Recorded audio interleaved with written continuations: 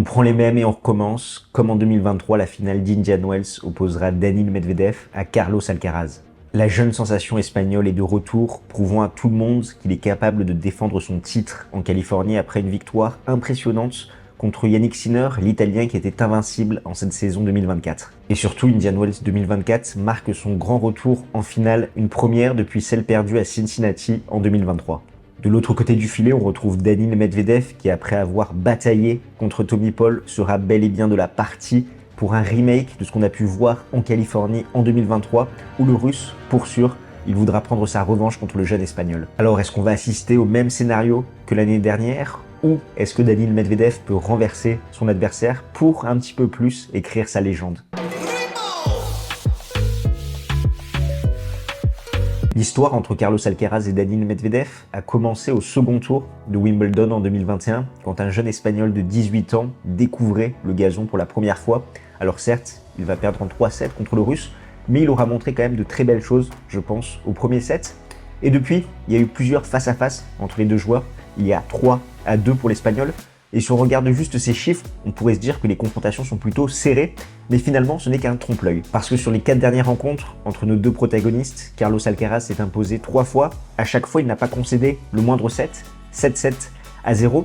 Et la seule victoire de Daniil Medvedev, c'était à l'US Open il y a quelques mois, où pour moi c'est plus un épiphénomène, tant le Russe a délivré une masterclass. Il a montré qu'il pouvait chahuter un petit peu Carlos Alcaraz, mais c'est vrai que l'Espagnol, c'est un petit peu la kryptonite du Russe au niveau de son style de jeu. Il arrive parfaitement à exploiter les défaillances de son adversaire, notamment sa position lointaine sur le court.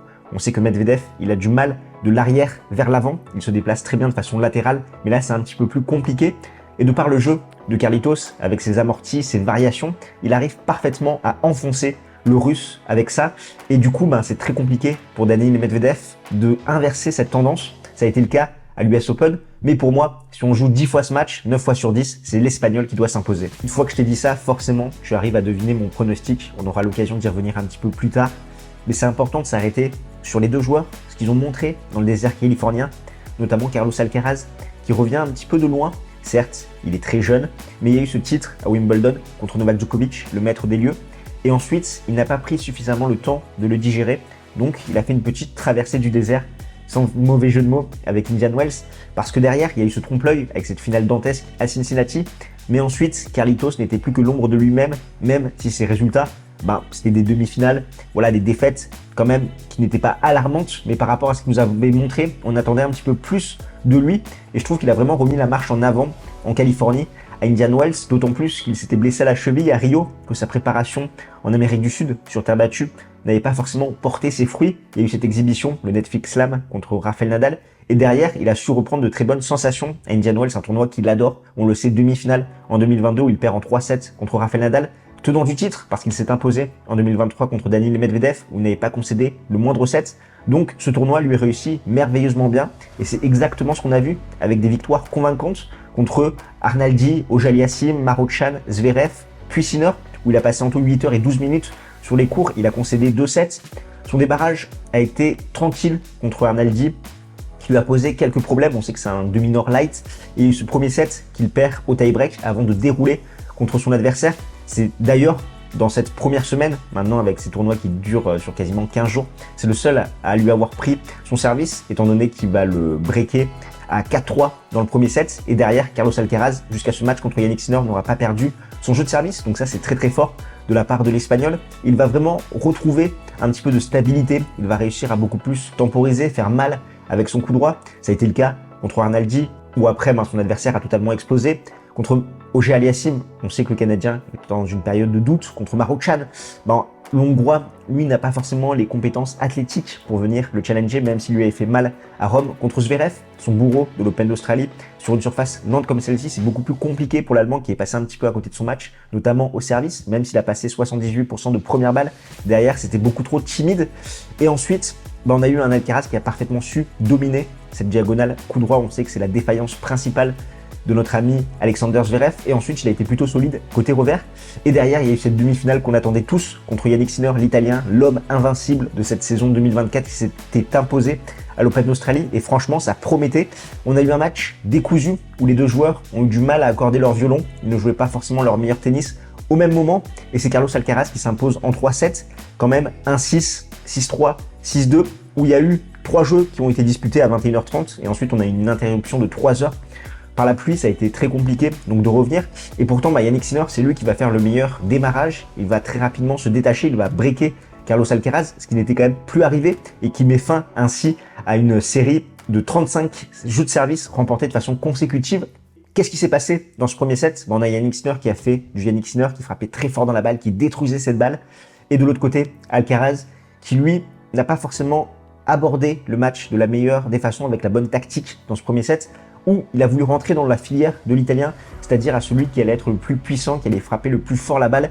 Et là, c'est Yannick Sinner qui s'est montré le plus redoutable, qui a un petit peu douché les espoirs de son adversaire. Dans le deuxième et troisième set, on va assister à un changement tactique de la part de Carlos Alcaraz, notamment sur les conseils de Juan Carlos Ferrero, qui va lui dire de plus reculer, également de faire plus de volume avec son coup droit, de jouer un petit peu plus bombé, de profiter de ces conditions lentes, de ce rebond haut à Indian Wells et de faire craquer Yannick Sinner, ce qui fait qu'il va beaucoup plus temporiser. Et Yannick Sinner, sur son côté coup droit, il a tendance à être un petit peu erratique de temps en temps. On le sait, on l'a vu déjà par le passé. Et ça va formidablement bien fonctionner pour Carlos Alcaraz. Dans la diagonale revers également, il va faire un petit peu plus de slice. En fait, il va se montrer beaucoup plus patient. Là où dans le premier set, son but, c'était de frapper fort dans la balle, de jouer Yannick Sinner à son propre jeu. Là, on a eu un Carlos Alcaraz beaucoup plus réfléchi. Ça a fait la différence, notamment dans ce second set. Même s'il y a une balle de débreak qui est sauvée d'un magnifique revers longue ligne, où ça aurait pu peut-être changer un petit peu la donne de ce match. Et dans le troisième set, on a Yannick Sinner qui est un petit peu cuit. Physiquement, il va lâcher, comme ça avait été le cas de Carlos Alcaraz dans le troisième set à Miami en 2023 entre les deux joueurs.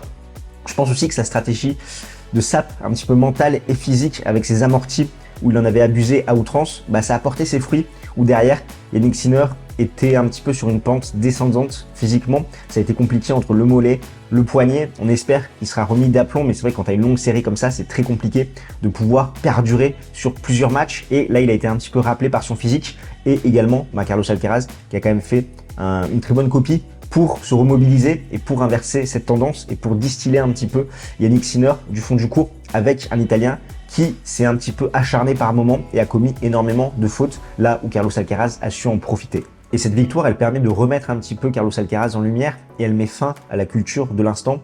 Ok, Carlos Alcaraz, il a une passe compliquée, il est extrêmement jeune encore une fois, il a 2 grands chelems avec l'US Open, avec Wimbledon et je pense que plein de joueurs aimerait se saigner pour avoir un tel palmarès. Coucou Tsitsipas qui lui n'a toujours pas remporté le moindre grand chelem, comme on le sait pour le grec et plein d'autres joueurs également. Donc ça arrive à tout le monde, les mauvaises passes. Forcément, quand tu arrives à faire un exploit, comme ça a été son cas avec ce titre en majeur derrière contre le maître des lieux à Wimbledon, c'est compliqué, il faut digérer, il faut prendre le temps. Mais là on a retrouvé un Carlos Alcaraz qui montre qu'il faudra compter sur lui cette saison, également dans les années à venir.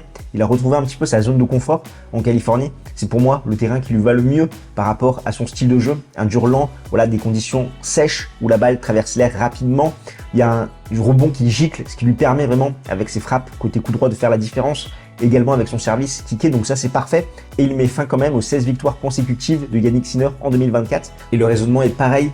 Du côté de l'Italien, il a fait un début de saison monumental et c'est pas cette défaite qui va tout remettre en question. Je pense qu'il a besoin de souffler, de récupérer un petit peu par rapport à tout ce qui s'est passé, à voir s'il va à Miami. On sait que c'est un tournoi qui lui réussit bien, où il a 2 finales là-bas, mais ces 2 joueurs vont nous faire briller le tennis dans les années à venir.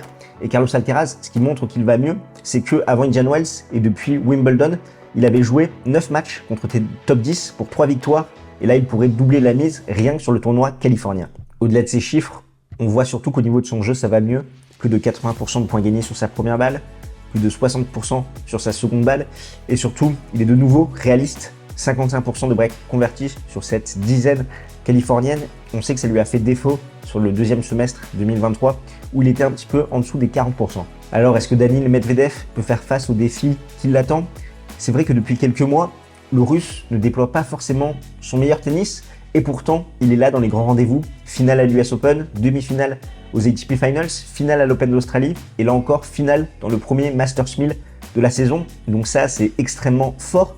Et pourtant, il y a des temps forts, des temps faibles dans ces matchs, comme ça a été le cas tout au long de sa semaine en Californie, avec des matchs très convaincants contre Carvalhes Baena, contre Dimitrov, et des matchs où ça a été un petit peu plus compliqué. Je pense à celui contre Korda, où il y a eu 16 breaks quand même dans la partie, où c'est vrai que le service de l'Américain, c'était compliqué dans ces conditions lentes. Également contre Holger Rune, où certes, ça fait 2-7, et c'est finalement le Russe qui négocie le mieux ce match, mais il y a quand même eu un petit peu de tension. On l'a vu d'ailleurs sur des images qui ont flirté avec cette attaque quand Medvedev était au filet. On a eu un Danois qui a joué une tactique ultra agressive, contrairement à ce qu'il avait fait à Rome où il était un petit peu trop passif. Et quand on joue trop agressif comme ça, le risque, c'est qu'il y ait beaucoup de déchets, beaucoup de fautes.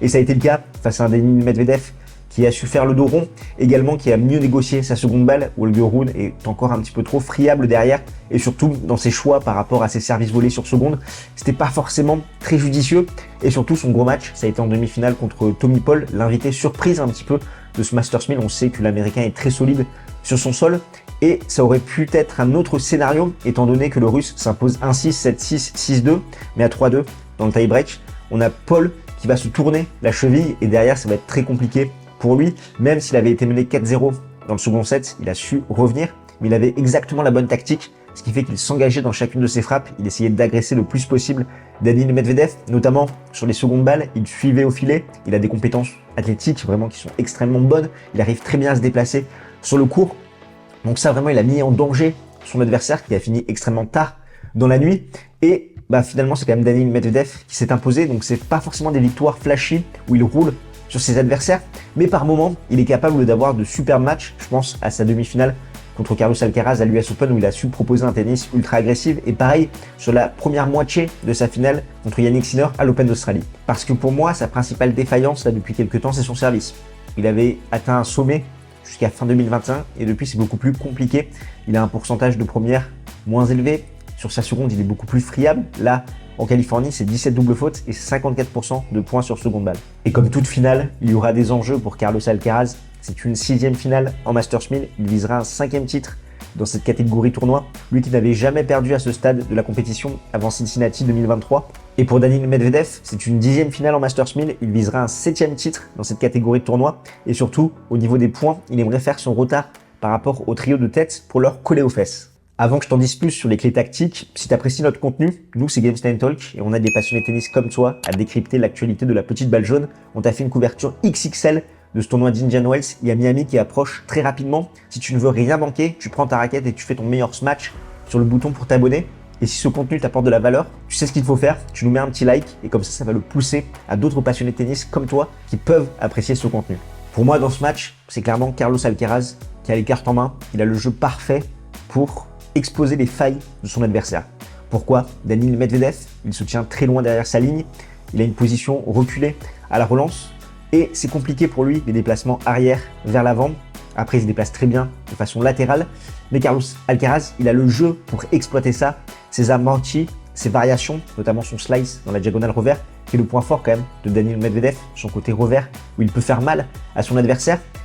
Après, il peut faire du service volé pour profiter justement de cette position reculée de son adversaire, notamment avec son kick côté revers où il va se procurer une balle courte pour derrière l'attaquer sur son côté coup droit qui est le point faible de Daniil Medvedev. Il va devoir exposer toutes ses lacunes, donc position lointaine, difficulté à se déplacer de l'arrière vers l'avant et également compliqué côté coup droit. Pour moi, vraiment le jeu d'Alcaraz met en lumière toutes ses défaillances côté russe, d'autant plus que la surface d'Indian Wells va à merveille au jeu de l'Espagnol, ce qui est un petit peu l'inverse pour Daniil Medvedev, même s'il jouera sa 2e finale là-bas, et il préfère sans doute des conditions comme l'US Open un petit peu plus rapide, où il peut mettre un peu plus en lumière quand même ses points forts, son service quand il est dans un bon jour, et également quand il est agressif, où il peut faire mal à un Carlos Alcaraz, comme ça avait été le cas à l'US Open, parce que oui, qu'est-ce qu'il avait fait pour faire une telle masterclass? Il s'était montré solide au service, solide également côté coup droit, avec cette diagonale qu'il avait réussi presque à remporter du court croisé côté coup droit, où ça avait fait mal à Carlos Alcaraz qui était un petit peu trop erratique, qui allait un peu trop rapidement à la faute, qui a voulu être trop agressif et encore une fois, ne pas se montrer patient. On sait que la clé pour l'Espagnol, c'est vraiment la patience, temporiser. C'est un excellent athlète, il a tous les coups du tennis. Donc, il peut attendre la faute de ses adversaires, les faire craquer, d'autant plus avec ce coup droit très lourd, très bombé qui va les faire reculer pour ensuite les attaquer sur le côté ouvert.